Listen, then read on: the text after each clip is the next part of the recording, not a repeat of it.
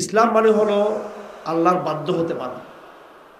ইসলাম মানে কিন্তু হিউম্যানিজম না। ইসলাম মানে গণতন্ত্র না। ইসলাম মানে মানবতাবাদ না। ইসলাম মানে জাতীয়তাবাদ না। ইসলাম মানে ধর্মের পক্ষপাত না। ইসলাম মানে সমাজতন্ত্র না। ইসলাম মানে ইসলাম। এখন আওয়ামী লীগের আমলে আওয়ামী লীগের উপরে স্টেজে এসে কথা বলে দাওয়াতের স্বার্থে এটা ঠিক আছে, কাটিয়েছি ভদ্রতা। বিএনপির আমলে বিএনপির লোকরা বলবে আসুক, আমরা সেটা কামনা করি, ওনাদেরকে আসতে দিবেন। এই প্যান্ডেল তৌহিদের প্যান্ডেল, এখানে সবাই আসবে, কিন্তু সবাই আসবে এখান থেকে দ্বীনের দাওয়াত শোনার জন্য। এখন যারা ক্ষমতার স্বপ্ন দেখতেছেন ওনাদের প্রতি আমাদের আহ্বান থাকবে, অনুরোধ থাকবে যে পরিপূর্ণ ইসলাম থেকে গ্রহণ করার জন্য। আল্লাহ পাক কোরআন শরীফে বলেছেন সূরা বাকারার মধ্যে, ইয়া আইয়ুহাল্লাযীনা আমানু দুখুলু ফিস-সিলমি কাফা, ইসলামে ঢুকলে এক ঠ্যাং কাবা শরীফে ওমরার সময়, হজের সময়, আর এক ঠ্যাং শহীদ মিনারে দিয়ে জাতীয়তার গান গাওয়া, এটা হচ্ছে মুনাফিকি। এক ঠ্যাং আপনি মসজিদ মাদ্রাসায় কোরআনের কথা বলবেন, আর এক ঠ্যাং এই সংবিধান এবং আইন যেখানে অনেক অনিসলামিক বিষয় রয়েছে সেটা সংস্কার না হওয়া পর্যন্ত এবং কোরআনের সাথে সাংঘর্ষিক সমস্ত বিধিবিধান বিলোপ না আসা পর্যন্ত আপনি এক পায়ে দিকে আরেক পায়ে দিকে দিলে সেটা হচ্ছে মুনাফিকদের চরিত্র। সেটা এই জন্য এখান থেকে বেরিয়ে আসতে হবে। আমাদের ওলামায়ে কেরামদেরকে অনুরোধ করব, যারা মাদ্রাসার ছাত্র আছেন তাদেরকে বলবো, দিনদার ভাইদেরকে বলবো, কোরআনকে কোরআন মতো বুঝতে হবে। এই যে আমি এসে খুব ভালো লাগে যখন কোরআন শরীফ সামনে থাকে, এখানে বুখারী শরীফ থাকলেও দরকার, হেদায়েত সব কিতাব থাকা দরকার। সমস্যা হলো আমাদের দেশের জনগণ বক্তাদের চেহারা দেখতে আসে, বক্তাদের সুর শুনতে আসে, আমাদের গর্জন শুনতে আসে, এরা আল্লাহর কথা শুনতে কিন্তু আসে না। মাফ করবেন, আমি যদি এখন বেখুশে বুখারী শরীফের এক একটা হাদিস তর্জমা করি সব মানুষ উঠে চলে যাবে। আর ফেকার কি মশলা তো আরো আটখাট্টা, একদম মজা লাগে না। যখন নামাজের মশলা বলা হবে, রোজার মশলা বলা হবে, হজের মশলা বলা হবে, ইমান ভঙ্গের কারণগুলো বলা হবে, কিতাব দেখে দেখে মানুষ একটাও কিন্তু বসবে না। মানুষ পছন্দ করে সুরের ওই সমস্ত কাহিনী যেগুলোতে সুফিবাদের মিথ্যা গল্প দিয়ে, কিংবদন্তি দিয়ে, বানোয়াট কাহিনী দিয়ে আপনি শর্টকাট ব্যস্ত চলে যাবেন। আপনি বলবেন যে আমাদের পীর, আমাদের শেখ কুমিরের পীরের উপর সওয়ার হয়ে পদ্মা নদী পার হয়ে এখানে দিনের দাওয়াত দিতে আসছেন, তখন বলবো সুবহানাল্লাহ। সাহাবায়ে কেরাম কুমিরের পিঠে এসেছিল, বাঘের পিঠে এসেছিল। সাহাবায়ে কেরাম লড়াই করে শহীদ হয়ে রক্ত দিয়ে সাহাবায়ে কেরাম এই দ্বীনকে প্রতিষ্ঠা করেছে। কিন্তু আমাদের রক্তের কথা শুনতে আমাদের ভালো লাগে না, তাহাজ্জুদের নামাজের কথা শুনতে আমাদের ভালো লাগে না। প্যান্ডেল ভরে যায় মাহফিলে, কিন্তু ফজর নামাজের সময় একজনকে মুসল্লি খুঁজে পাওয়া যায় না। আমাদের ভাইয়ের আমার, আল্লাহ পাক সুবহানাহু ওয়া তাআলা এই বিভিন্ন সূরার মধ্যে বিভিন্ন বিষয়ে আলোচনা করেছেন। একটা আয়াত এই মুহূর্তে আমার নজরে পড়ছে, ইয়া আইয়ুহাল্লাযীনা আমানু আমিনু। এটা সূরা নেসার 136 নম্বর আয়াত। এলম গোপন করা হারাম। ইচ্ছাকৃত এলম গোপন করলে এটার কঠিন শাস্তি আছে এটা। আর না জেনে না বুঝে যদি এলমকে গোপন করা হয় তখন সে জাহেল, আল্লাহ পাক তাকে ক্ষমা করবে। কোরআন করিমকে বুঝার জন্য কোরআনের আগের বয়ান দেখতে হবে, কোরআন বয়ান দেখতে হবে। আমি অনেককে বলতে শুনেছি ইয়া আইয়ুহাল্লাযীনা আমানু আমিনু, এর ব্যাখ্যা দিতে গিয়ে আমরা বিভিন্ন কথা এখানে বলে থাকি।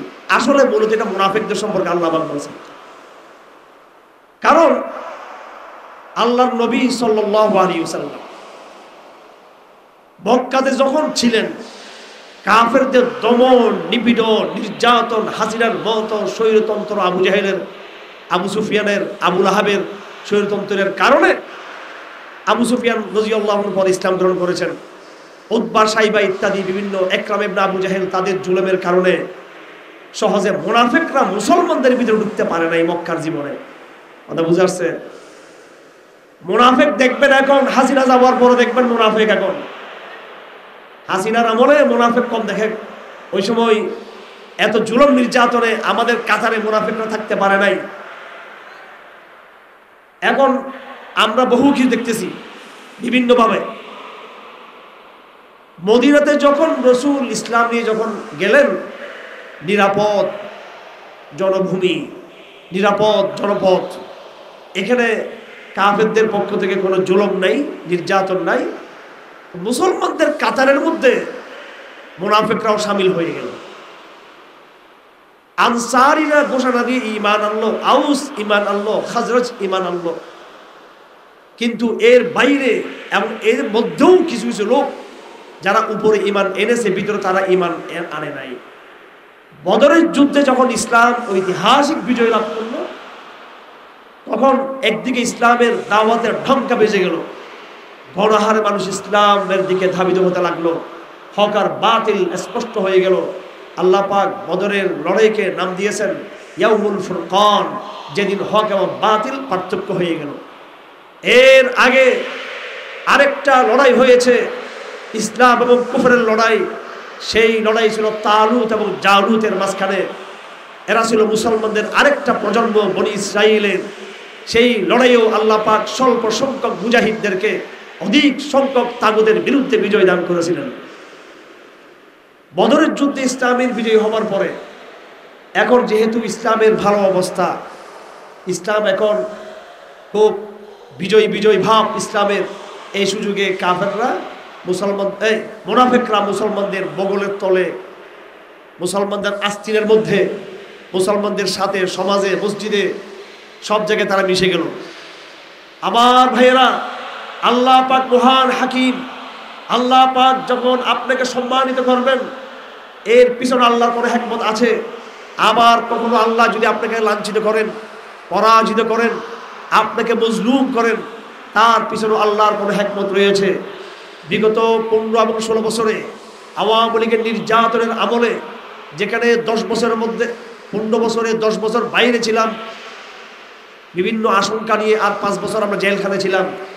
এই 15-16 বছরকে মানুষ বলে থাকে আমাদের জীবন থেকে গুরুত্বপূর্ণ সময় চলে গিয়েছে। এটা বিএনপির জন্য হতে পারে যে এই সময়টাতে আমাদের কমপক্ষে 5টা বছর ক্ষমতা থাকার কথা, কিন্তু আমাদের জন্য এই 16 বছর ছিল তাওহীদ এবং শিরকের সংগ্রামে প্রত্যক্ষভাবে জড়িত হয়ে কাফেরদের চরিত্র দেখা, মুনাফিকদের চরিত্র দেখা, আর মজলুম হয়ে আল্লাহর সাহায্য দেখার সুবর্ণ সুযোগ ছিল আমাদের জন্য। এই 15 বছরে আমরা কোরআনকে ওইভাবে বুঝতে পেরেছি, কারাগারের অন্ধকারে তাহাজ্জুদের লম্বা লম্বা নামাজে, যেটা কখনো এই কারাগারের দেওয়ালের বাইরে আমাদের জন্য সেই সুযোগ ছিল না। আল্লাহ পাক আমাদেরকে আগামী ভারতবর্ষের বিপ্লবের জন্য তৈরি করার জন্যই বাঙালি মুসলমানকে এই 15-16 বছর জগদ্দল স্বৈরাচারকে চাপিয়ে দিয়ে আমাদেরকে তিনি প্রস্তুত করেছেন। তিনি আল্লাহ পাক যে প্রজন্মকে আগামী দিনের নতুন এক ইতিহাস সৃষ্টির জন্য তৈরি করেছে, সেই প্রজন্ম যদি মনে করে আমি এখন এমপি হতে চাই, আমি এখন ক্ষমতায় যেতে চাই, পাগল হয়ে গেছে আমাদের লোকজন। এটা তাদের ইসলাম জন্য বলতেছি। আপনারা সংসদে গিয়ে ইসলামকে বিজয় করার স্বপ্ন দেখেন, আমরা দিল্লি থেকে ইসলামকে বিজয় করার স্বপ্ন দেখি ইনশাআল্লাহ। এবার দেখা যাক আল্লাহর কোন ওয়াদা বাস্তবায়ন হয়। যারা মসজিদ থেকে, মেহরাব থেকে কোরআনকে ধারণ করে, দাওয়াতকে ধারণ করে, জিহাদকে ধারণ করে, আকীদাকে ধারণ করে, শেষ বিজয় তাদের হবে, নাকি যারা নতুন নতুন স্বপ্ন দেখে সাময়িক শর্টকাট গণতন্ত্রের মাধ্যমে তাদের বিজয় হবে চূড়ান্ত, দেখার বিষয় বলে দিলাম ইনশাআল্লাহ। সাময়িক বিজয়কে আমাদের আসবে না, আমাদের বরং আর নতুন বিপর্যয় হতে হতে পারে। কারণ আমাদের শত্রুরা বসে নাই, আমাদের শত্রু, আমি বারবার বলেছি, আমাদের বিশেষ করে যারা তরুণ প্রজন্মের আবেগপ্রবণ দিনদার ভাইরা আছেন এবং সাধারণ নাগরিকদেরকে বলবো, আমাদের যারা ইসলামী দল করেন তাদের ফিলিস্তিনে এবং খুরাসান, আফগানিস্তানে, আফ্রিকাতে, লিবিয়াতে, ইয়ামানে, আফ্রিকার প্রত্যন্ত অঞ্চল জুড়ে আবার যখন মুসলমান যখন ফিরে আসতো জিহাদের পথে, আবার তারা বিজয় লাভ করলো। কথা ঠিক না বেঠিক? আমার ভাইয়েরা, আমাদেরকে কোরআনকে আঁকড়ে ধরতে হবে। সম্মানের পথ এটা কোরআনের পথ, কোরআন যেভাবে বলা আছে। আমি কিছু আয়াত তেলাওয়াত করেছি। এই আয়াতগুলো উদ্দেশ্য হচ্ছে মুসলিম সমাজের মধ্যে দুটো ভাগ আল্লাহ পাক করে দিয়েছেন। আলিফ লাম মিম আহাসিবান নাসু আন ইউতরাকু আন ইয়াকুলু আমান্না ওয়া হুম লা ইফতানুন ওয়া লাকাদ ফাতান্নাল্লাযীনা মিন ক্বাবলিহিম فَلَيَعْلَمَنَّ اللَّهُ الَّذِينَ صَدَقُوا وَلَيَعْلَمَنَّ الْكَاذِبِينَ أَحَسِبَ النَّاسُ মানুষেরা কি মনে করে আমি তাদের কেমনে ছেড়ে দিব পরীক্ষায় না ফেলা ছাড়া? আমি তাদেরকে পরীক্ষায় নিক্ষিপ্ত করব। পরীক্ষায় নিক্ষিপ্ত করার পরে আমি দেখব তাদের মধ্যে কারা সত্যবাদী কারা মিথ্যাবাদী।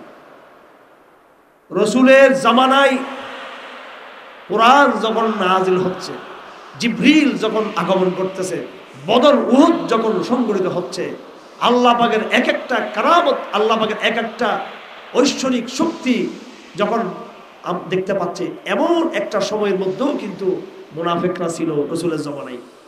মুসলমান সমাজকে আল্লাহ পাক দুই ভাগে ভাগ করে দিয়েছে, সত্যবাদী আর মিথ্যাবাদী। হাদিস শরীফ আছে আরবাউন মান কুন্না ফীহি কানা মুনাফিকান খালিসান, চারটা অভ্যাস তার মধ্যে থাকবে, খালেস মুনাফিক। এটা আমরা তো সবাই হাদিস থেকে বলি, কিন্তু কোরআন শরীফে মুনাফিকদের আরো বয়ান গভীরভাবে রয়েছে। মুনাফিক ওয়াদা ভঙ্গ করে, মিথ্যা কথা বলে, আমানত নষ্ট করে, এবং যখন তর্ক করে তখন সে ইজা খাসমা ফাজারা, তখন সে অশ্লীল ভাষা সে ব্যবহার করে। এগুলো হচ্ছে একদম সাদা মাটা চরিত্র মনে হয় মুনাফিকদের। কোরআন শরীফে গেলে তাদের আরো গভীর চরিত্রের বিষয় আছে। আমার ভাইয়েরা, আমি মুনাফিকদের আলোচনা শুরু করেছি জেল থেকে আসার পরে ব্যাপকভাবে। আমার নিজেই বুঝে আসছে, আগে আমরা মনে করতাম যে মুনাফিক নামে একটা শ্রেণী, এটা রসুলের জমানার মধ্যেই ছিল, এরপর আর মুনাফিকদের কথা নাই।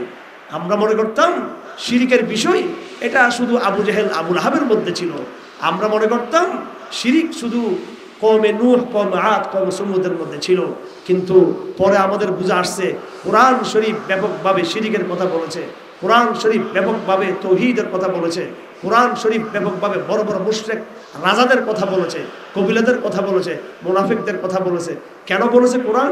কিয়ামত পর্যন্ত এই সমস্ত ঘটনা বারবার নতুন নতুন রূপে ঘটতেই থাকবে। শিরিক নতুন নতুন রূপে আসবে, কুফর নতুন নতুন রূপে আসবে, মুনাফিকি নতুন নতুন রূপে মুনাফিকি আসবে। মুনাফিকি দেখতে চান আপনারা? মুনাফিকি দেখতে চান? মুনাফিকি দেখতে চাইলে এক নম্বর, এই সমাজের মুনাফিকি প্রথম স্পষ্ট দেখতে পাবেন ফজরের নামাজে মসজিদের অবস্থা। ঠিক আছে? আল্লাহ পাক কোথায় এবার হারিয়ে ফেললাম নাকি? হ্যাঁ, পাইছি। সূরা নিসার 142 নম্বর আয়াত,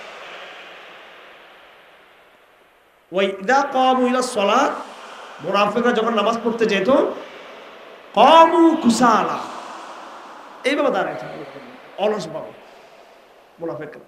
তার মানে রসুলের জমানায় মুনাফিকরাও নামাজ পড়তো। মুনাফিকরা কি পড়তো?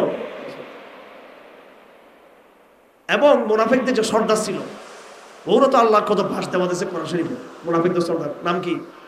আব্দুল্লাহ ইবনে উবাই ইবনে সুলুল। তার সন্তান কিন্তু সাহাবী ছিল, সে কিন্তু মুনাফিক ছিল। এই মুনাফিকদের নেতার কাজ কি ছিল জানেন? মসজিদে নববীতে জুমার দিন আল্লাহ রসুলের ঐতিহাসিক মুবারক খুতবার আগে উদ্বোধনী ভাষণ তিনিই দিতেন সবসময়। কথা বুঝেন নাই?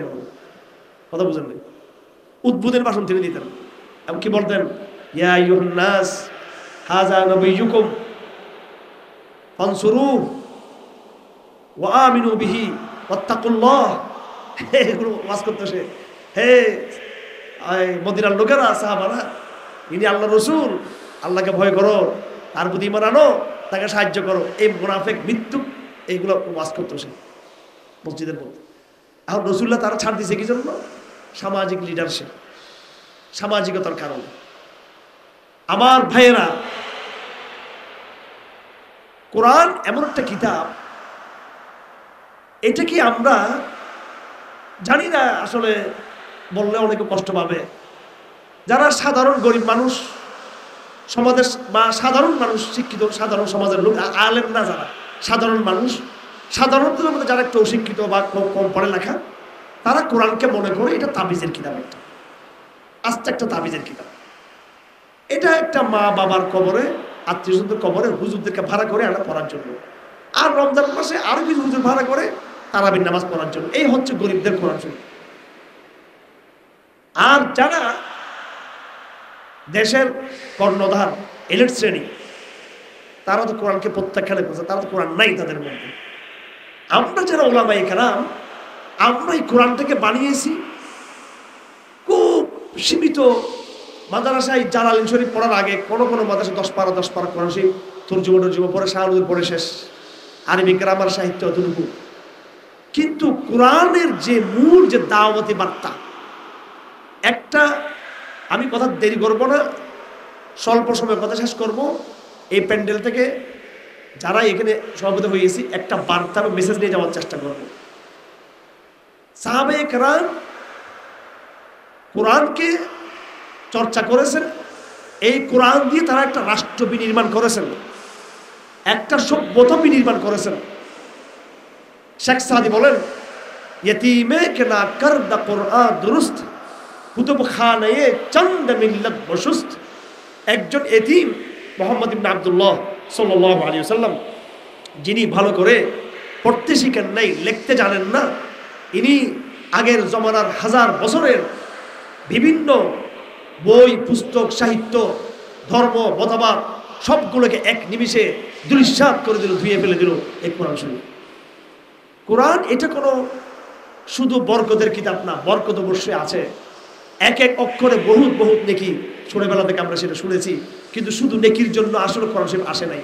কোরআন এসেছে তৌহিদের দাওয়াতকে, তৌহিদের সমাজকে, তৌহিদের মসজিদকে, তৌহিদের ইবাদতকে, তৌহিদের রাজনীতিকে, তৌহিদের অর্থনীতিকে, তৌহিদের সভ্যতাকে, তৌহিদের রাষ্ট্রকে, খেলাফতকে প্রতিষ্ঠা করার জন্য কোরআন এসেছে।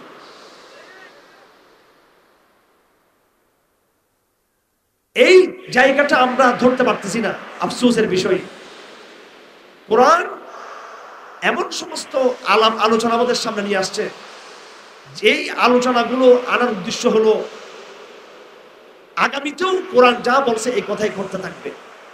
জাফর ইকবাল নাস্তিক বেঈমান মুরতাদ, সে বলেছে হেফাজত ইসলামে 13 দফা দাবি, এই 13 দফা দাবি মানে 1300 বছর পিছিয়ে যাওয়া, বেয়াদব, নাউজুবিল্লাহ। ইমান আছে না? ইমান আছে? হেফাজত দাবি দিয়েছে কাদিয়ানীদের নিষিদ্ধ করা, হেফাজত দাবি দিয়েছে আল্লাহ রসুলকে যারা গালি দিয়ে তাদের বিরুদ্ধে শাস্তির প্রয়োগ করা, হেফাজত দাবি দিয়েছে অশ্লীলতা বন্ধ করা, হেফাজত দাবি দিয়েছে সংবিধান থেকে ইসলামিক ধারা প্রত্যাহার করা, হেফাজত দাবি দিয়েছে কোরআন বিরোধী রাজনীতিকে বাদ দেওয়া।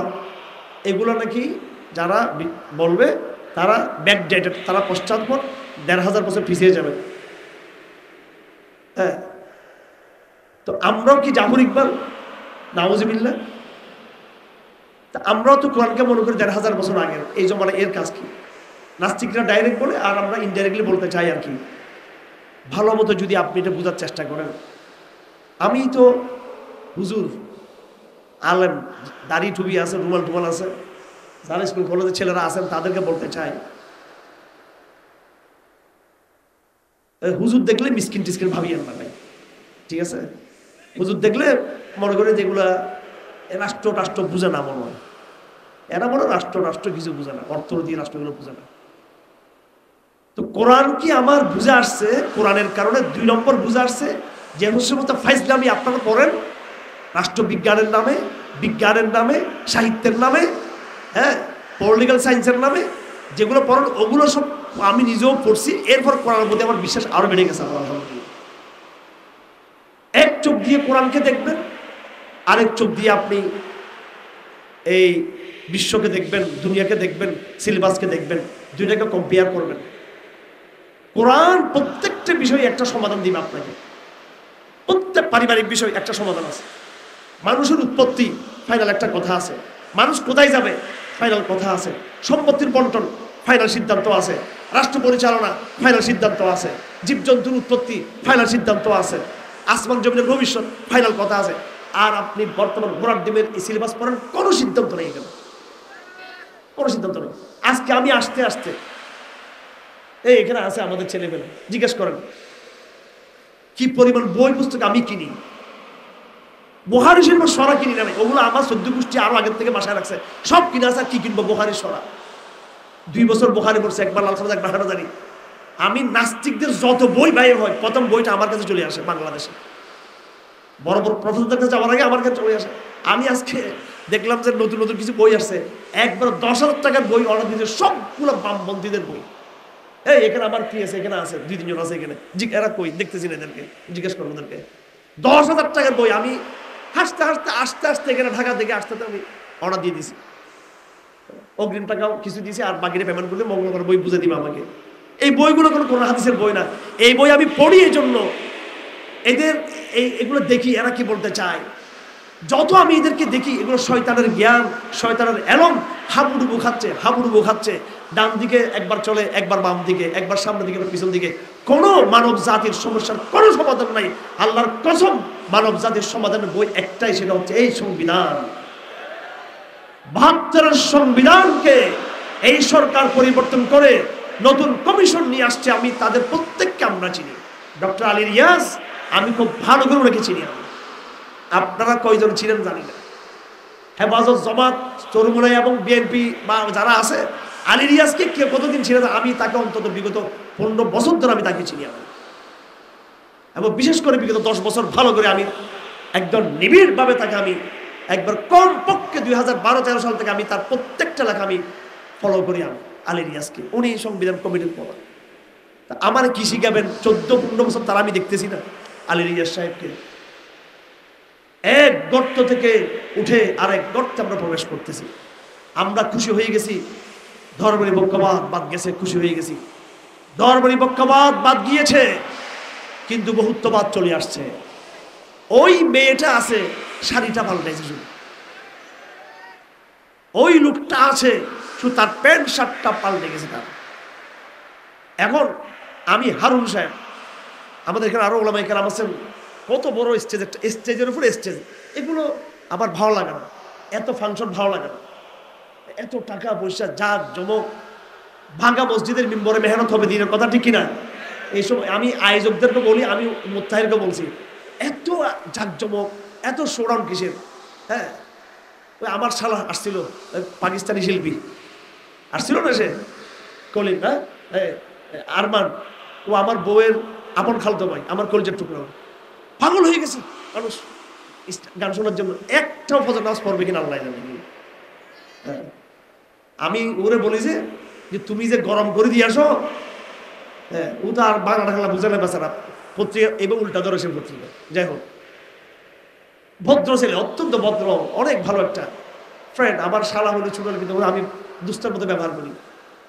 তো এমনি ফ্যান্টাসিতে আমরা পাগল হয়ে যাচ্ছি। তো দেখেন এখানে স্টেজ একটা, আরেকটা মানে সেটার উপর আরেকটা। আমার ভাই এগুলো লজ্জা লাগে, ওলামায়ে কেরাম থাকে। যাই হোক, আবার এদিকে কেন আসলাম? আমার ভাইয়েরা, আপনাদেরকে আস্থা বিশ্বাস রাখতে হবে। এই যে কোরআন যে সংবিধান হতে পারে, এটা আমাদের বিশ্বাস নাই। আমাদের অন্তরে বিশ্বাস আছে আমাদের। তাহলে কোটি কোটি মুসলমানের দেশে কেমনে এতদিন 72 সংবিধান ছিল? কেন গণবিদ্রোহ করেন না আপনারা? কোরআনের জন্য আন্দোলন করলেন, পরে গিয়ে যখন রক্ত পড়লো, তারপরে এটা অন্যদিকে গেল। কিন্তু কোরআনের জন্য আমরা আন্দোলন করেছি কেউ? আমরা এই জন্য বলছি, একটা মুনাফিকের মধ্যে আমরা আছি। কারণ যে সমাজ ফজর নামাজ পড়ে না, ফজর নামাজ যে সমাজ পড়ে না, এই সমাজ কোরআনের জন্য কোনোদিন রাজপথে আন্দোলন করবে না। বাংলাদেশে ইসলামকে লালন করে ওলামায়ে কেরাম, আমাদের ছাত্ররা কিছু, এরপরে তবলিগ জামাতের কিছু ভাইয়েরা আছে, তারপরে নতুন এই প্রজন্মের কিছু দিনদার ভাই, এরা স্বপ্ন দেখে, কিছু সালাফি, কিছু জামাত শিবির, কিছু চরমুনাই, গুটি কয়েক। বেশিরভাগ কলেজ বিশ্ববিদ্যালয়ের ছেলেরা মেয়েরা গণহারে তার নামাজ তারা পড়ে না। এমন শিক্ষিত কলেজ বিশ্ববিদ্যালয়ের ছেলেরা ছাড়াও সমাজের যারা বেকার অশিক্ষিত তরুণ বা বুড়া, এরাও কে ফজর নামাজ পড়ে না, কোরআন শরীফ তারা তেলাওয়াত করে না। সুতরাং এক গর্ত থেকে আরেক গর্তে আমরা যাচ্ছি। ধর্মনিরপেক্ষবাদ বাদ গেছে, আমরা খুশি হয়ে গেলাম। কাল এই সংবিধানের উপর ভিত্তি করে বলা হবে ট্রান্সজেন্ডার একটা প্রজন্ম আছে, তাদের অধিকার আছে। বাংলাদেশ বহুত্ববাদের বাংলাদেশ, হেফাজত ইসলামের বাংলাদেশ, আবার ট্রান্সজেন্ডার এর বাংলাদেশ বলবে কিনা? সেটা ভিত্তি কিসের উপরে? কিসের উপরে? এই নতুন সংবিধানের উপরে। ধর্মনিরপেক্ষবাদ দিয়ে যে কথা বোঝানো হতো, তার চেয়ে আরো মারাত্মক কথা বোঝানো হবে এখন কি দিয়ে? বহুত্ববাদ শব্দ এখন ওরা যুক্ত করছে এটা দিয়ে। আমাদেরকে ভুল বুঝবেন না, যারা প্রশাসনে যারা আছেন তারা। আমরা এক শক্তিশালী বাংলাদেশ বিনির্মাণ করতে চাই, যার কাছে এমন মিসাইল থাকবে দিল্লি থরথর করে কাঁপবে, সীমান্তে বেয়াদবি করলে ঢাকার মিসাইল দিল্লিতে আঘাত করবে, সেই ভয় যেন দিল্লির লোকদের থাকে। ওই বাংলাদেশ চাই। আপনারা তো তাদের পা চাটেন। আমরা এমন এক শক্তিশালী বাংলাদেশ চাই, যাকাত, রসুল, খরাজ ইসলামের অর্থনীতিকে বাস্তবায়ন করে এমন এক সমৃদ্ধ বাংলাদেশ গড়ে তোলা হবে, দিল্লি থেকে বৃদ্ধাঙ্গুলি দেখাতে পারবেন তোদের আর কোনো কিছুর মোহতাজ আমরা না। শক্তিশালী বাংলাদেশের জন্য আপনার কথায় কথায় রাষ্ট্র রাষ্ট্র বলেন, হ্যাঁ, রাষ্ট্রকে খুদা বানিয়েছেন। আল্লামা ইকবাল বলেন, উন তাজা খুদা উমে বড়া সবসে ওয়াতন হ্যায়। বর্তমান যুগের সবচেয়ে বড় খুদা হলো, মূর্তি হলো জাতীয়তাবাদ। দেশ দেশ কি দেশ গড়তেছেন? পাশ্চাত্যের আদলে জাতি রাষ্ট্র। দেশ গড়তে হবে, সভ্যতা গড়তে হবে কোরআনের ভিত্তিতে। শরিয়া ছাড়া কোনো বিকল্প আছে আমাদের? কোনো বিকল্প নাই। আমার আজকের খুতবাতে আমি যতগুলো আয়াত পড়েছি কোরআন শরীফের, এই আয়াতগুলোতে আমি এটাই বোঝানোর জন্য পড়েছি আয়াতগুলো, যাতে আমাদের এই সমাজের যেটা ক্রাইসিস সেটা হলো মুনাফিকি। মুনাফিকিটা কি? মুনাফিকিটা ডাইরেক্ট শিরিক নয়, ডাইরেক্ট কুফর না। মুনাফিকি মানে হলো উপরে ইসলাম, ভিতরে কুফর। মুনাফিকি মানে হলো এরা মুসলমানদের সমাজেও থাকবে, আবার কাফেরদের সাথে মিলবে। ওয়ামিনান নাসি মান ইয়াকুলু আমান্না বিল্লাহি ওয়া বিল ইয়াউমিল আখির ওয়া মা হুম বিমুমিনিন। যারা মুখে বলে আমরা আমান্না বিল্লাহ, আল্লাহ আল্লাহ রাসূল ঈমান এনেছি, ওয়া মা হুম বিমুমিনিন। আর কি? ওয়া ইযা লাকুল লাযীনা আমানু ক্বালু আমান্না ওয়া ইযা খালাউ ইলা শায়াতিনহিম ক্বালু ইন্না মাআকুম ইন্নামা নাহনু মুস্তাহজিউন। মুসলমানদের সাথে গেলে মুসলমান, ওই যে বললাম না স্টেজে, আওয়ামী লীগের সহ আওয়ামী লীগ, বিএনপির সহ বিএনপি। এখন বিএনপির একটু জোয়ার জোয়ার আসতেছে, এখন আওয়ামী লীগের সবগুলো খোলাস পাল্টাইয়া ওই বিএনপির শাড়ি পরে বলবে এখন আবার। আর বিএনপির শাড়ি পরে এতদিন আওয়ামী লীগের সাথে আওয়ামী লীগের শাড়ি পরছিল এতদিন। এ হচ্ছে ভাঙ্গালে মুনাফিক, আগার গোড়া মুনাফিকের মতো আমরা আছি। আপনারা বলতেছেন স্বৈরাচারী হাসিনাকে আমরা বিতাড়িত করেছি। আমি বলতে চাই এই হাসিনাকে আগামীতে আপনারাই আবার নৌকা মার্কায় সিল দিবেন আপনারাই। হ্যাঁ, দেন নাই 2009 সালে? দিছে কিনা? পুরা পুরা কারচুপি ছিল নাকি? 96 দেন নাই তাদেরকে? দিছেন কিনা? আগামীতেও দিবেন। আর যাতে না দিতে পারেন সেই ব্যবস্থা করতে হবে। শুধু আওয়ামী লীগ নয়, এবার কুফরের প্রত্যেকটা দলকে, মতকে ইসলামের মধ্যে প্রত্যাবর্তন করতে হবে। বা সজাগ থাকুন, নিজেকে প্রস্তুত করুন। এবং সে প্রস্তুতি হবে কোরআন থেকে, সে প্রস্তুতি হবে মসজিদ থেকে, সে প্রস্তুতি হবে নামাজকে জিন্দা করার মাধ্যমে। বাংলাদেশে একটা বিপ্লব যদি আপনারা চান, শরীয়তের বিপ্লব যদি চান, চান কিনা আপনারা? চান কিনা বাংলাদেশ শরীয়তের বাংলাদেশ হোক? চান কিনা বাংলাদেশ একটা চূড়ান্ত ইসলামের বিপ্লব হোক? চান কিনা আপনারা? চাইয়ে থাকলে আমি দায়িত্বহীন ভাষায় বলে দিতে চাই, অবশ্যই যতই রাজনৈতিক কর্মসূচি করেন না কেন কোনো লাভ নাই। লাখ লাখ মানুষের মিছিল করে, মিটিং করে এই দেশকে শরীয়তের বাংলাদেশ হিসেবে গড়ে তুলতে পারবেন না। সংসদ ভবনে প্রতিদ্বন্দ্বিতা করে, নির্বাচনে শরিক হয়ে সংসদে গেলেই আপনি, কিছু লোক ইসলামপন্থী বিভিন্ন দল গেলেই বাংলাদেশ ইসলামী বাংলাদেশ হবে না। শাপলা চত্বরে আমরাই সবচেয়ে বড় ইতিহাসের সমাবেশ করেছিলাম। বাংলাদেশের ইতিহাসে হেফাজত ইসলামের মতো এত বড় গণজমায়েত না আওয়ামী লীগ করতে পেরেছে, না বিএনপি করতে পেরেছে। এখনো আমরা ডাক দিলে, যদি বলা হয় আগামী মাসে লং মার্চ ফর শরিয়া, লং মার্চ ফর ইসলাম ডাক দিলে 1.5-2 কোটি মানুষ জমায়েত হবে বাংলা শাপলা চত্বরের, কথা ঠিক কিনা? সমগ্র ঢাকা চল করে দেওয়া যাবে।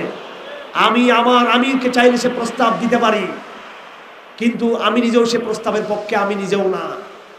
কারণ এ বাঙালি মুসলমান লং মার্চ করবে, অবরোধ করবে, মিটিং মিছিল করবে, মাইক পালে হুঙ্কার ছাড়বে এবং সংসদে যাওয়ার জন্য পাগল হয়ে যাবে। কিন্তু এই বাঙালি মুসলমান আল্লাহর দেওয়া বিধান মসজিদ কেন্দ্রিক, রসুল যে বিপ্লব ঘটিয়েছেন, তারা সে মসজিদ কেন্দ্রিক হতে তারা কিন্তু প্রস্তুত না।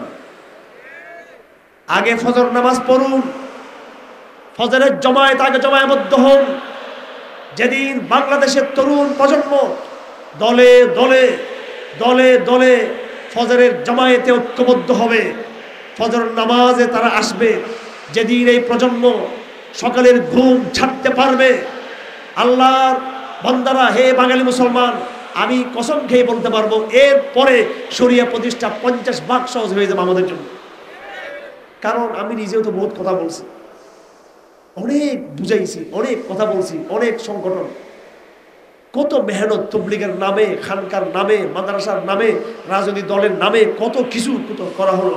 এই জাতিকে আমরা জায়গাতে পারতেছি না, কারণ ওই রসুল্লাহর যে মানহাজ, রসুল্লাহর যে মানহাজ, রসুল্লাহর যে পদ্ধতি, মসজিদ ভিত্তিক সমাজ বিপ্লব, মসজিদের মিম্বর আর মেহরাব শক্তিশালী বেশি, নাকি হারুন এজহার সংসদে গিয়ে যেই আসনে বসবে এমপি হয়ে ওই আসন শক্তিশালী বেশি, নাকি আমি জুমার নামাজ যেই মিম্বরে বসে দিই সেই মিম্বর শক্তিশালী বেশি? বলেন না।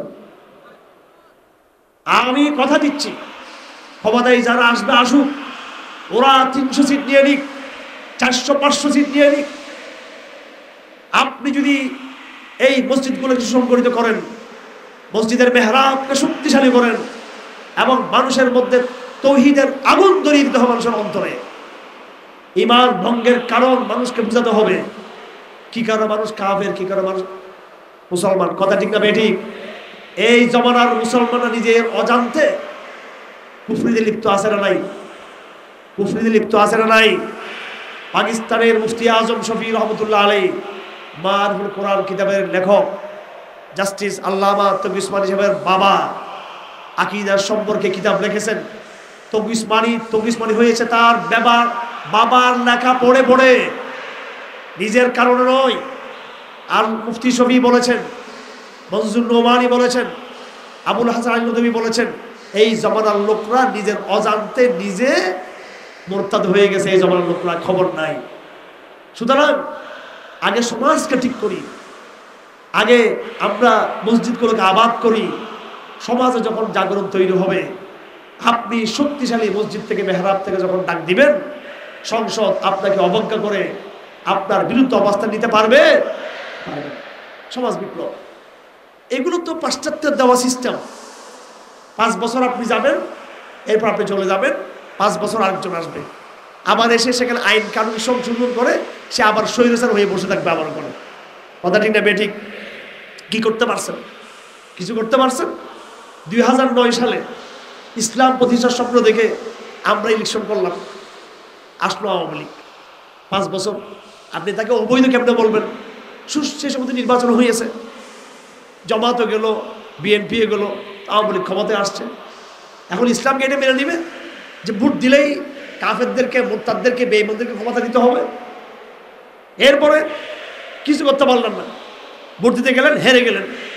তারপর 14 সাল আসলো, আওয়ামী লীগ অবৈধ নির্বাচন করলো, কিছু করতে পারলাম না। 18 সালে আবার করলো, কিছু করতে পারলেন না। একেবারে সর্বশেষ 24 সালে আসছে, তাও কিছু করতে পারলেন না। পেরেছে কিছু করতে আওয়ামী লীগ, বিএনপি, জামাত কিছু করতে পারছেনি? বলেন, কথা বলেন না কেন? কিন্তু আল্লাহ সিদ্ধান্ত নিয়েছে, তোমরা গণতন্ত্রের মাধ্যমে মুক্তি চাইতেছো, রাজপথে আন্দোলন করে তোমরা বিভিন্নভাবে রাজনীতি চেয়েছো, পারো নাই।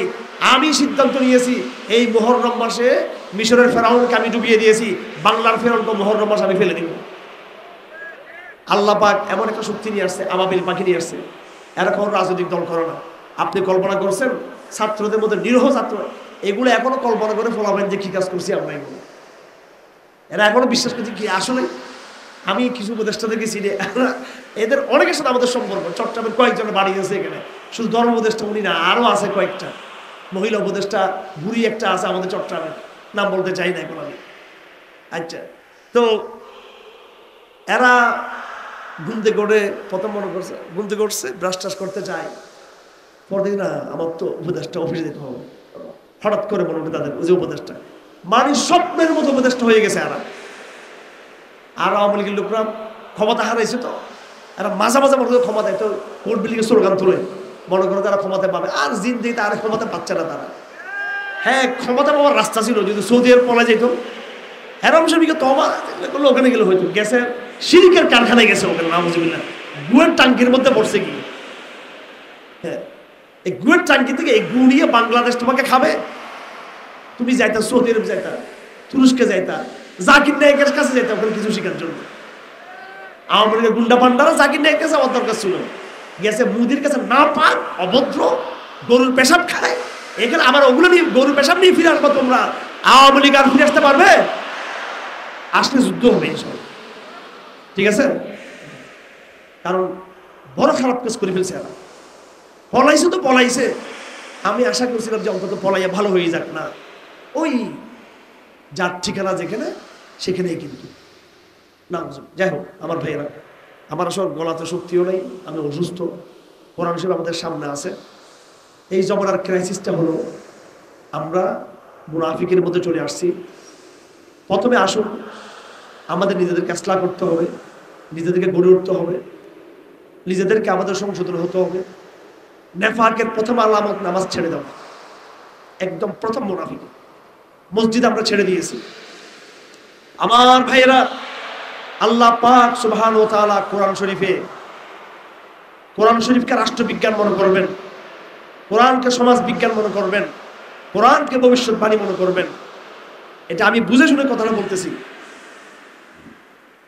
একদিন আল্লাহর নবী হযরত আলীকে বলতেছেন, আন আলী রাদিয়াল্লাহু আনহু قال سمعت النبي صلى الله عليه وسلم يقول ستكون الفتنة قلت يا رسول الله ما المخرج عنها قال كتاب الله فيه خبر ما قبلكم ونبأ ما بعدكم وحكم ما بينكم وهو الفصل ليس بالهزل। হযরত আলী বলেন, আমি নবীকে জিজ্ঞেস করলাম, ইয়া রাসূল। হযরত আলী বলেন, একদিন হঠাৎ রাসূলুল্লাহ বললেন, হে আমার সাহাবে একরাম, ফিতনা হবে, অরাজকতা হবে, অশান্তি হবে, বিশৃঙ্খলা হবে, মারামারি হবে, হানাহানি হবে, ইসলাম থেকে মানুষ দূরে সরে যাবে, ইসলাম থেকে দূরে সরে যাবে, মানুষ অন্যায়ের মধ্যে লিপ্ত হবে। হযরত আলী বলেন, আমি রাসূলকে জিজ্ঞেস করলাম, ইয়া রাসূলুল্লাহ, এমন সংকটকালে আমরা কি করব? ক্বালা কিতাবুল্লাহ। আল্লাহ নবী বলেন, এই সময় সমাধান হচ্ছে কিতাবুল্লাহ, কোরআন শরীফ। কেন? ফীহি খাবরু মা ক্বাবলাকুম ওয়া নাবাউ মা বা'দাকুম ওয়া হুকমু মা বাইনাকুম।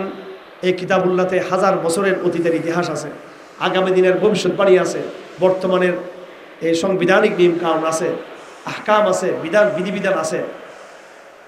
ইংরেজি ভাষায় একটা কথা আমি বারবার বিভিন্ন মাহফিলে বলি, সেমিনারে বলি, এবং আমি একটা বই লিখেছিলাম। এই বইটার নাম হচ্ছে, এটা আমার বের হওয়ার চেষ্টা করতেছি, ভারত আওয়ামী লীগের ইসলাম বিদ্বেষ। এই বইটা আবার বাজার আনার চেষ্টা করতেছি। আওয়ামী লীগের আমলে লুকে দিতাম মানুষকে, এটা এখন প্রকাশ্যে মার্কেটে আনার চেষ্টা করতেছি। ভারত আওয়ামী লীগের ইসলাম বিদ্বেষের নানান ইতিহাস। ওই বইয়ের ভূমিকায় আমি আমার এক বন্ধু, আমরা মিলে ভূমিকা তৈরি করছি, ভূমিকাতে লিখছি একটা কথা ইংরেজি ভাষায়, ওইটা কোরআনের ব্যাপারে প্রযোজ্য, বুঝতে হবে। Longer you look back, further you can look ahead. যত বেশি তুমি পিছনে দেখবা, যত বেশি পিছনে দেখবা, তত বেশি তুমি সামনের দিকে আগাইতে পারবে, তত বেশি সামনে আগাইতে পারবে। যত ইতিহাস জানবেন। এই যে হঠাৎ করে একটা স্বৈরাচার বিরোধী বিদ্রোহ হয়ে গেল, বাংলাদেশ পরিবর্তন আসলো, ছাত্ররা কি করবে বলতে পারতেছে না, উপদেষ্টারা বুঝতেছে না। কারণ বাংলাদেশের 70 বছরের 50 বছরের 50-60 বছরের ইতিহাস তারা জানেই না। আসলে জাসদের ইতিহাস, শেখ মুজিবের ইতিহাস, জিয়াউর রহমানের ইতিহাস জানেই না। এগুলো আমরা ভালো করে আগে পড়ে নিয়েছি, যেহেতু আমাদের সামনে রাজনীতি করতে হবে। এরপরে পাকিস্তান আমলের ইতিহাসটা, তারপর পুরো ব্রিটিশ আমলের ইতিহাসটা, তারপর ভারতবর্ষের সম্পূর্ণ ইতিহাসটা আমাদের মুখস্থ করার দরকার ছিল আমাদের। এরপর ইসলামের ইতিহাস, তারপরে আসল ইতিহাসের কি। একদিন আপনারা পাগল হয়ে যাবেন, সেই দিন আপনারা আমাদেরকে পাবেন না। পাগল হয়ে যাবে এই দেশের জনগণ ইসলামের জন্য, ইনশাআল্লাহ। একদিন মানুষ কোরআনের জন্য পাগল হয়ে যাবে। যেটা মানুষ আপনারা পরে বুঝেন, সেটা আমরা একটু আগে হয়তো বলে ফেলতেছি আপনাদেরকে বুঝে, কিন্তু বুঝতেছেন না কোরআন যে কি জিনিস। কোরআন ফেরাউনকে এত বেশি আলাপে নিয়ে আসছে কি জন্য, এটা কেউ ধরতে পারে নাই, কেউ ধরতে পারে নাই। আমাদের বসিরত নেই, অন্তরে ইমানের আলো আমাদের নাই। জুলাই মাসে যখন বিপ্লব হচ্ছে, জুলাই বা আগস্টে বিপ্লবটা যখন হচ্ছে, মাসটা ছিল কিন্তু মুহররম মাস। কি মাস ছিল? মুহররম মাস। আমি একটা মামলাতে হাজিরা দিতে গেলাম রাজশাহীতে, আমাকে ওয়ারেন্ট করে দিল, গ্রেপ্তারি পরোয়ানা জারি হয়ে যাবে, এটা ঠেকানোর জন্য আমি তাড়াতাড়ি 3-4 দিনের মধ্যে হাজিরা দিতে গেলাম। পুলিশ টুলিশ আমাকে নিয়ে হাজির করলো। এখন আমি জানি না 3-4 দিনের জন্য নাকি আমি জেলে ঢুকে দেয়, 5 দিন নাকি জামিন দিয়ে দেয়। করে যাওয়ার আগে আমি একটা স্বপ্ন দেখলাম, একদম ফজরের নামাজের পর পুরো বাংলাদেশটা পুরো করতেছিল, মানে ভূমিকম্প, এরকম ভূমিকম্প, বিশাল ভূমিকম্পের মধ্যে আমি দেখতেছি ঘরের মধ্যে আসি, কিন্তু আমার কোনো ক্ষতি হচ্ছে না। ভূমিকম্প এর পরপরেই কত ঘটনা ঘটলো। স্বপ্ন কিন্তু ইমানদারের স্বপ্ন, হাদিস শরীফে আছে, শেষ জমানায় সত্যবাদী কথা যারা বলবে দিনের বেলায় রাতের বেলায় তাদের স্বপ্ন সত্য হবে। আসদাকুহুম রুইয়ান আসদাকুহুম হাদিসান, যে সত্য বলবে তার স্বপ্ন সত্য হবে। আমি আবার যে দরবেশ বাবা স্বপ্ন বাবা তা না, এটা জাস্ট বললাম আর কি। তখন এই স্বপ্ন দেখে আমি বুঝতে পারলাম যে কি হবে না হবে। মুহররম মাস আসলো, আমি জুমার খুতবা দিই আমার মসজিদে। স্বাভাবিক প্রত্যেক বছর মুহররমের 10 তারিখ হলে ফেরাউনের বিরুদ্ধে বিরাট এক খুতবা আমি দিই প্রত্যেক বছর। এই বছরও মুহররমের 10 তারিখের আগে 10 তারিখের পরে খুতবাতে দাঁড়াইলাম। ফেরাউনের কথা বলতে গিয়ে প্রথম খুতবাতে আমি কিছু বলিনি, দ্বিতীয় খুতবাতে তখন অনেক রক্ত পড়া শুরু হয়ে গেছে বাংলাদেশে। আবু সাইদ মারা গেল, মুগ্ধ মারা গেল, চট্টগ্রামে ছেলেরা মারা গেল, বিভিন্ন জায়গায় মারা গেল।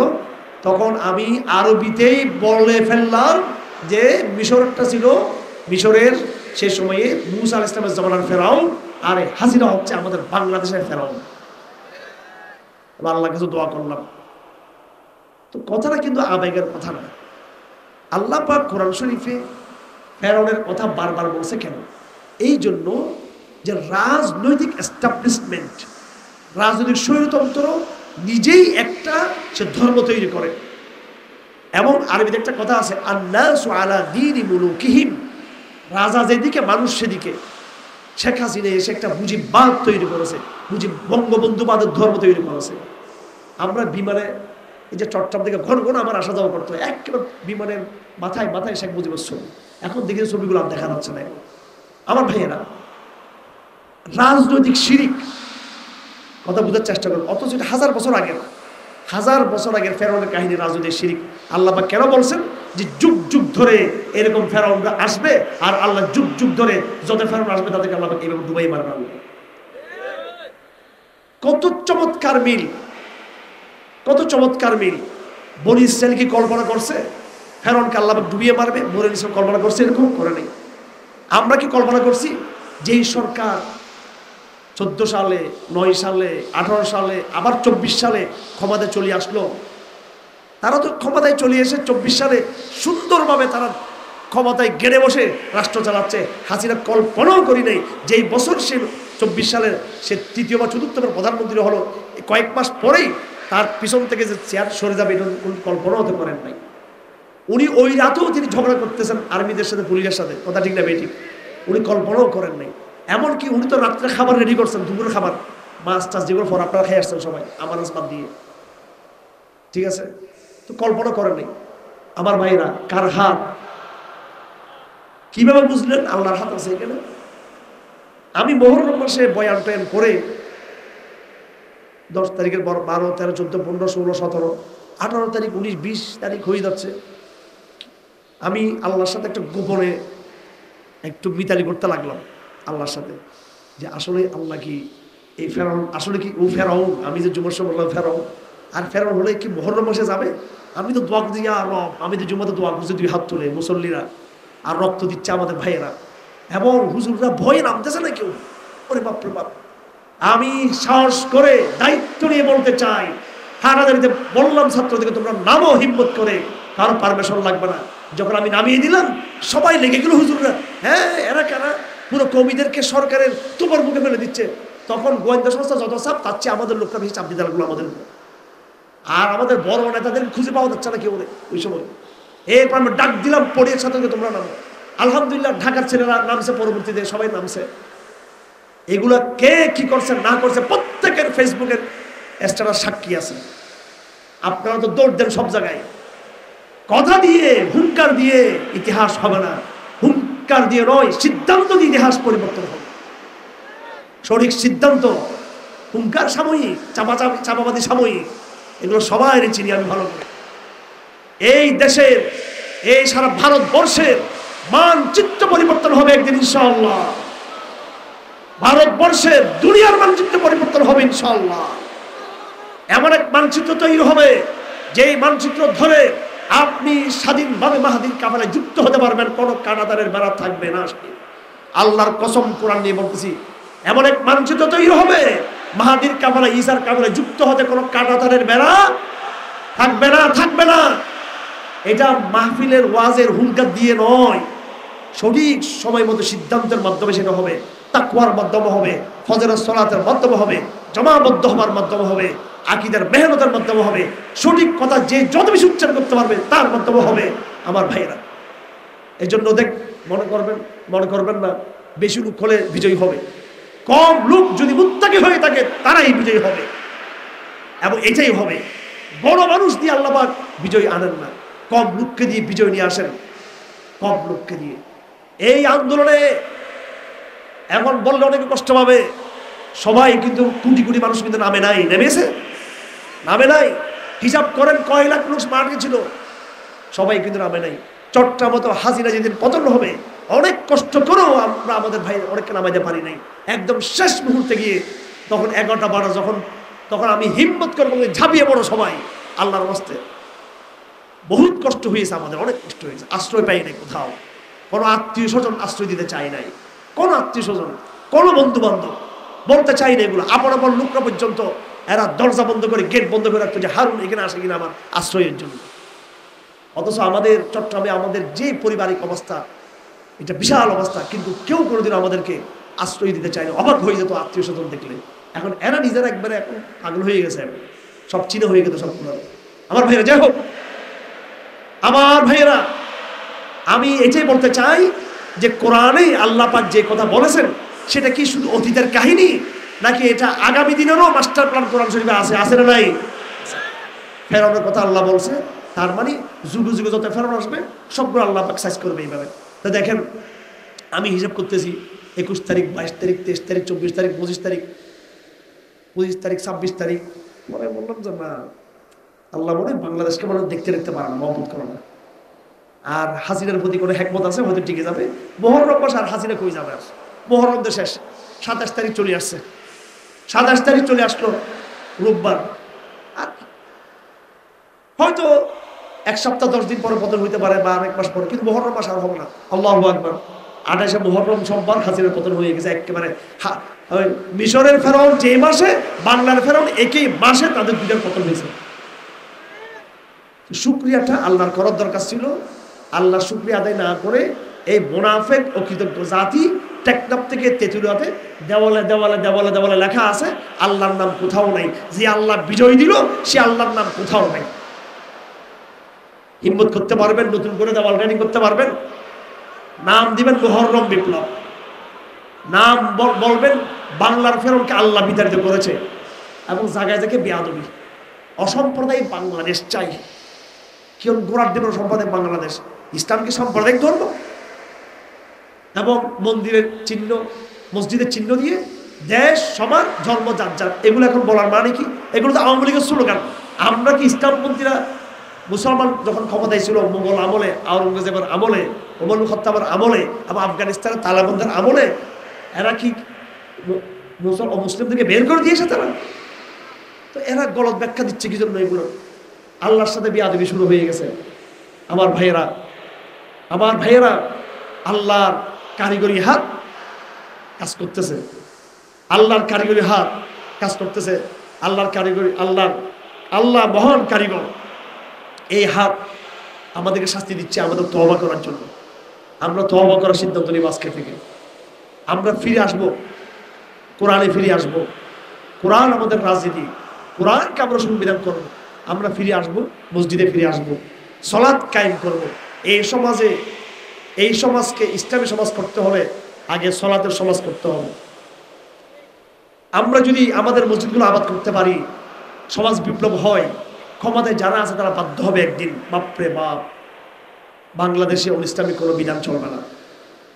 এবং আমাদের লড়াই দেখেন ধাপে ধাপে আমাদের লড়াই নিজের সাথে, নিজেকে মুত্তাকি বানানো, মসজিদকে আবাদ করা এলাকার, এরপরে সমস্ত মসজিদ আবাদ করে বাংলাদেশকে শরিয়ার পথে ধাবিত করা। তারপরে এই যে সারা বিশ্বের যে জালেমরা আমাদের উপরে চেপে আছে, বিশ্বব্যাপী জালেমদের বিরুদ্ধে জিহাদ করা ফরজ নাকি সুন্নত? কি ফরজ সুন্নত?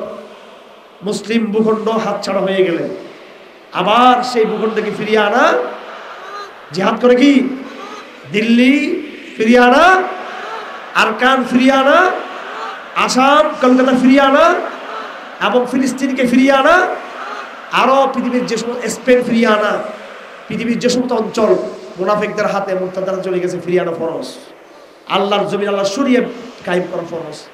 এই মহান লড়াই আমরা ওই সময় করতে পারবো, ওই লড়াই জিততে পারবো যদি আমরা নিজের কাছ থেকে, যদি আমরা নিজ থেকে, নিজের পরিবার থেকে যদি আমরা কাজ শুরু করি ইনশাআল্লাহ। আল্লাহ পাক সুবহানাহু ওয়া তাআলা আমাদেরকে নেফাক মুক্ত ইমানের পথে আসার তৌফিক দান করুন, ইমান ভঙ্গের কারণগুলো বোঝার সৌভাগ্য দান করুন। আগের জমানায় যে লাত উজ্জার শিরিক ছিল, এখন সেই শিরিক, সেই কুফর নতুন নতুন নামে, জাতীয়তাবাদ আর বিভিন্ন নামে, বিভিন্ন পদ্ধতিতে, শিক্ষা সিলেবাস দিয়ে সাংস্কৃতিকভাবে সেই শিরিক আমাদের কাছে চলে আসছে। ঠিক না বেঠিক? এটা শিরিক নতুন রূপে আসছে। শিরিক আগে শিরিকের রূপ ছিল ভিন্ন, এখন নতুন রূপে আসছে। লড়াইটা শিরিকের সাথে। আজকের লড়াই সেই লড়াই যেই লড়াই নূহ আলাইহিস সালাম তার কওমের সাথে করেছিল। আমাদের আজকের লড়াই সেই লড়াই যেই লড়াই নবীরা তাদের সম্প্রদায়ের সাথে করেছিল। আমাদের লড়াই সেই লড়াই যেই লড়াই আমাদের নবী মুহাম্মদ রাসূলুল্লাহ করেছিলেন। যদি আমরা ওই নিয়তে লড়াইটা করি, যদি আমরা মনে করি এটা শিরকের সাথে লড়াই, আমরা যদি নিজেকে মুত্তাকি হিসেবে গড়ে তুলি, আমরা যদি কোরআনকে ধারণ করি, মসজিদ কেন্দ্রিক হয়, এই লড়াইয়ে আমরা বিজয়ী হব ইনশাআল্লাহ। হিম্মত করে আমাদেরকে আগাতে হবে ইনশাআল্লাহ। এই বিডিআর যে সাহস দেখাতে পারে নাই, এখন কৃষকরা সে সাহস দেখাচ্ছে আলহামদুলিল্লাহ।